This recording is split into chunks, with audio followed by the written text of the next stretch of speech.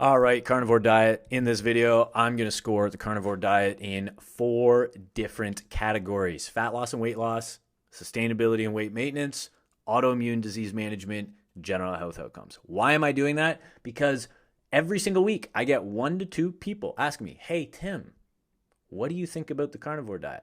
And that's when I say, I don't really think about it. No, that's kind of a dick move, right? But I do something almost as dickish, which I follow up with a question, which they don't want that. They're looking for an answer. But I'm like, what outcome are you looking for? I have to ask that because most people are like, what do you think about it? I'm like, for what? Because this is why I've scored it in 4 different categories here, because it all depends on what you're using it for. What outcome are you hoping to get from it? So usually I ask them that. And in most cases, people are looking for weight loss. They want to get leaner, right? That's most people. The other thing is usually general health outcomes. So they want to look and feel better, but they also want to not die earlier. So it's effectively, I want to get leaner, I want to stick around, I want better quality of life. So it's general health and weight loss. Now, I added in sustainability and weight maintenance as well as autoimmune disease management because that is very relevant to the carnivore diet, and you'll see why.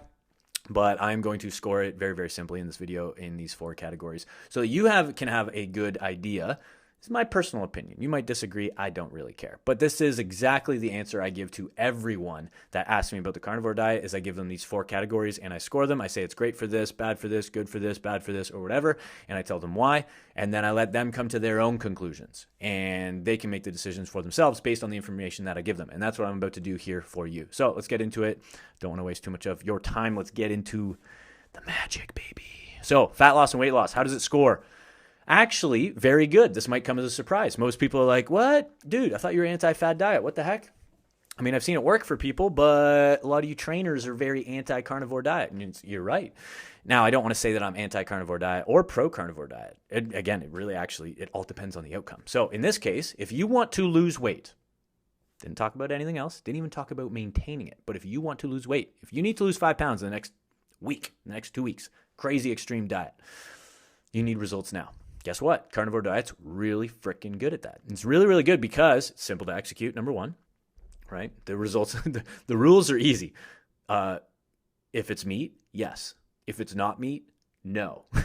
That is the diet. That is so simple. So it makes it very easy to execute. Number 2, it achieves a calorie deficit very, very easily. And a calorie deficit is what is required to lose weight.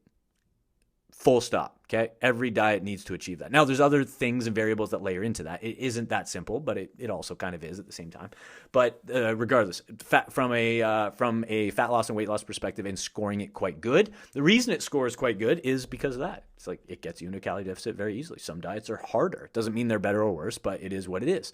If it's harder to get into a calorie deficit, it can be very, very challenging to achieve the result of weight loss. So if you're trying to achieve the result of weight loss, carnivore diet can actually be quite good. Now, this is very relevant. Let's move into sustainability and weight maintenance because I know a lot of you are thinking that right now. They're like, dude, it sucks for that. What are you talking about? This is bullshit. This channel sucks. Relax, okay? Just be patient here. We're getting there. Sustainability, weight maintenance. Brutal, which then kind of means, I get it, implicitly kind of scores this. You know, when you take this into context, it actually means this scores bad, but I get it. From a fat loss, weight loss perspective, in a vacuum, not considering that we want to maintain results, awesome. Now, considering that we don't live in a vacuum and we don't just want to lose weight for the sake of losing weight, in most cases, we want to maintain it and integrate it into our regular lifestyle to make it something that's routinable, if that's a word. It scores horribly. It's really, really bad. It is not sustainable at all for 99.9% of people. I get it. There's going to be some outliers. Maybe that's you watching this. Whatever. Cool. Good for you. For most people, definitely not, right? It's going to score really, really bad, and that's because of unlikely long-term adherence. So again, this goes for 99.9% of people, is they're just not going to stick to it long enough to maintain those results. They're going to have birthday cake. They're going to have rice. They're going to have bread. They're going to have a beer. They're going to have a cookie. They're going to have fruit. They're going to put sugar in their coffee, whatever. Like all these different types of carbohydrates. They're going to have a fruit. They're going to have a vegetable, whatever it is. Any food that's not meat, I guess. And that's just going to happen. So knowing that, it's going to score quite low because we know what's going to be a few weeks after your diet is done, your weight loss diet is done, is it going to be a few years? Either way, it's unlikely to adhere long term, right? And the reason is because of social scenarios and lifestyle. Like ideally, we want a diet that integrates very, very well with social scenarios and lifestyle. And because we're cutting out literally everything that isn't meat, this sucks. So carnivore diet sucks for that. Okay, autoimmune disease management.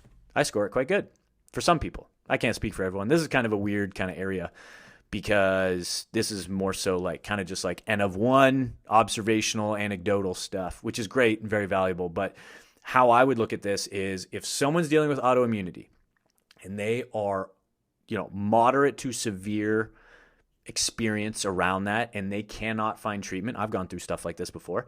It destroys your life, dude. And I can totally understand someone where they go, you know what? I know that this diet isn't great for a ton of other things, but there has been some promising results, at least anecdotally speaking, observationally through other people that have used it to manage their autoimmune disease. And it's effectively an elimination diet. Because you're just taking out and eliminating everything that isn't meat, right? And all you're actually doing is suppressing symptoms. So you're, in many cases, I won't say this for every case, but in most cases, you're really just managing symptoms.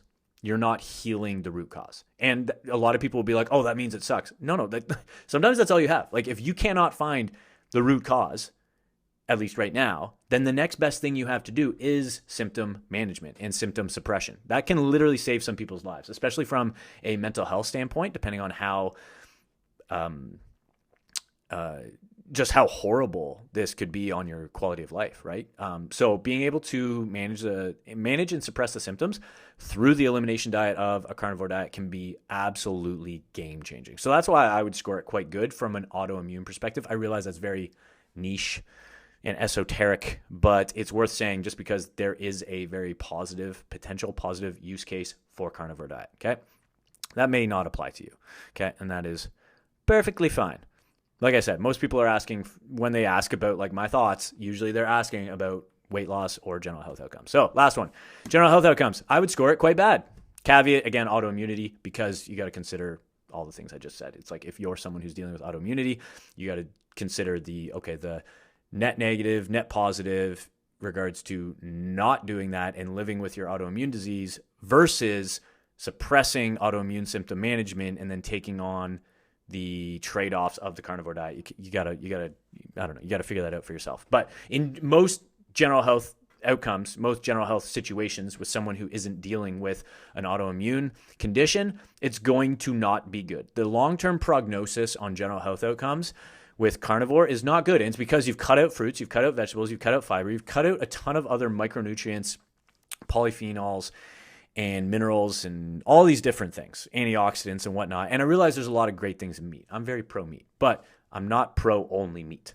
So I think we should be eating something more balanced. And I realize balance is different for everybody. This is something to consider too. It's, it might be more vegetables for some people, maybe less for others. That's fine. But there is going to be some level of balance for everybody, and it's probably going to include some fruit, some vegetables, some fiber. For sure, 99+% of people. Again, autoimmunity changes that whole thing, right? So here's the reason why too. So these are just a few of the examples, but gut health, thyroid, neurotransmitters being like mental health stuff and mood and how you literally perceive life, because it's going to be brain function.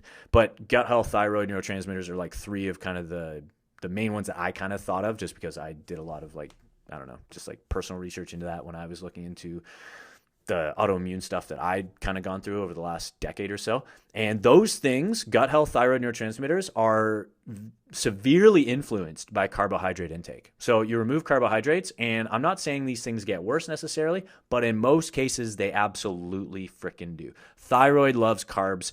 Neurotransmitters love carbs. Your gut health loves fiber, as well as potentially sugar. This is a thing. A lot of people have like a weird thing about sugar, but there are use cases for sugar in certain outcomes. It's not that sugar's bad, not sugar's good, like way too binary way of looking at it. There are use cases for sugar. I have sugar every day. Everybody's going to be different in that sense.